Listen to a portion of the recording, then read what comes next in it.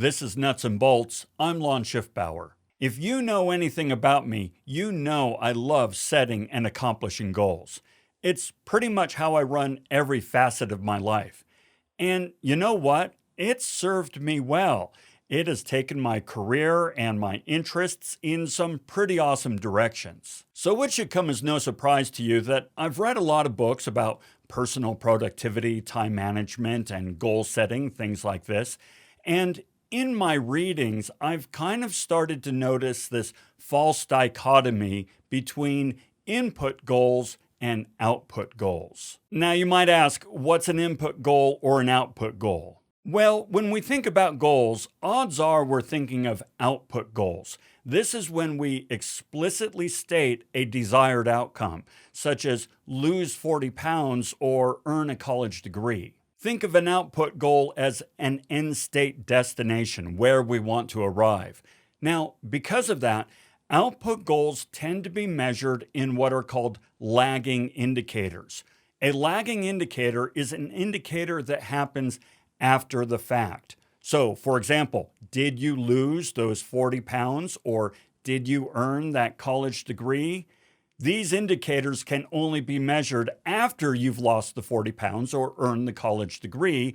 Therefore, they are lagging indicators. By contrast, input goals really focus on the work that needs to be done to reach those output goals. So we're talking the work, the systems, the processes, the habits we put into place to make sure that we stay on track to reaching that final destination. In the case of weight loss, this would look like scheduling time to go to the gym 3 times a week, or in the case of earning a college degree, it is taking 15 credit hours per semester. Now, just as in output goals tend to be measured by lagging indicators, input goals are measured by leading indicators. A leading indicator is something that tells you that, yes, if you continue to do this, you will likely reach your output goal. So in the case of weight loss, a leading indicator would be scheduling time to go to the gym, going to the gym 3 times a week, spending 30 minutes at the gym. These are all things that if you do now will lead toward the outcome of reaching your final goal. So, which is better? When we set goals, should we be setting output goals or input goals? Now, the truth is we need them both. And it's pretty obvious when you look at it. I mean, nobody is going to get in a car and start driving without first knowing where they're going and why. And likewise, who of us is going to say, I'm going to New York City, and then sit on a couch and 10 minutes later ask, why haven't I arrived yet? You need to know both where you're going and why you're going there, as well as how you're going to get there step by step.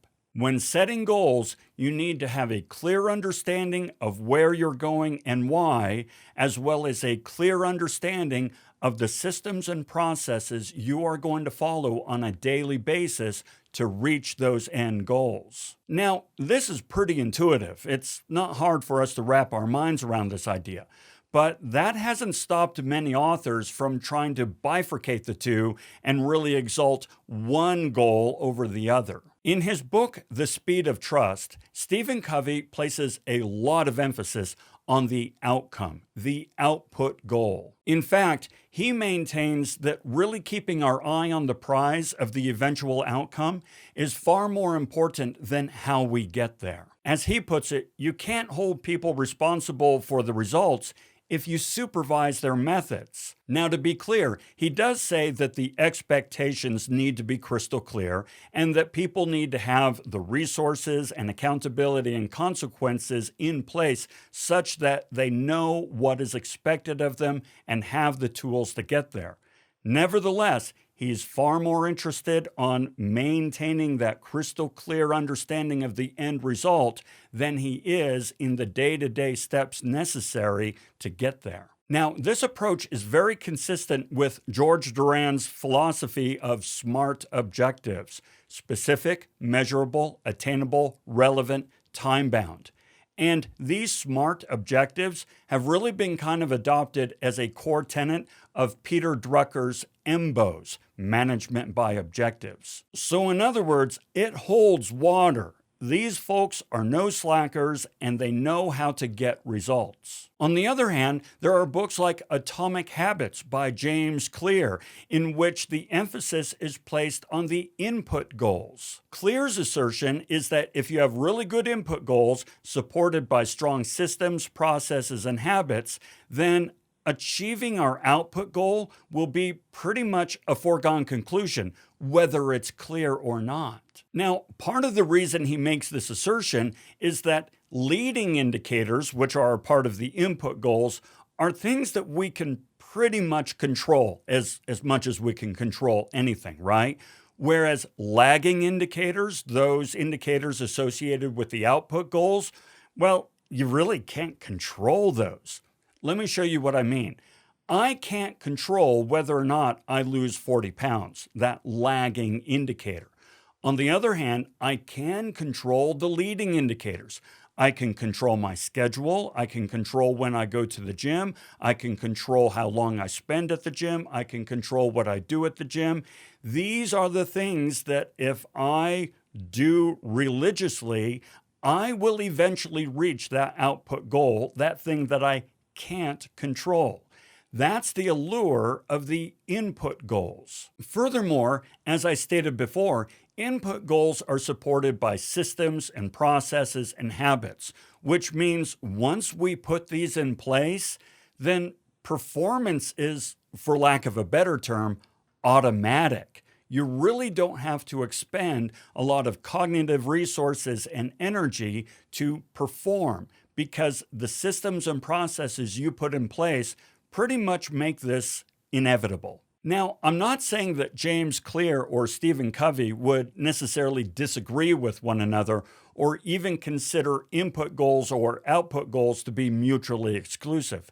They're simply placing the emphasis on different syllables to illustrate the importance of each set of goals. And there's nothing wrong with that. In fact, I really appreciate the way each crystallizes the importance of, say, input or output goals in such a way that I can really understand them and apply them to my life. However, the risk is that we start to think that one is better than the other, or that one can exist without the other. They're really two ends of the same stick. Now, speaking for myself, I have traditionally placed most of my focus on the output goal. Now, to be clear, input goals have always been part of how I approach my projects. Nevertheless, I tend to focus on things like I want to earn a PhD, or I want to complete an Ironman, or I want to make this company a success, right? These are output goals. They need to be supported by the input goals, but you know what? SMART objectives have always kind of been my wheelhouse. This year, though, I'm switching things up a fair amount.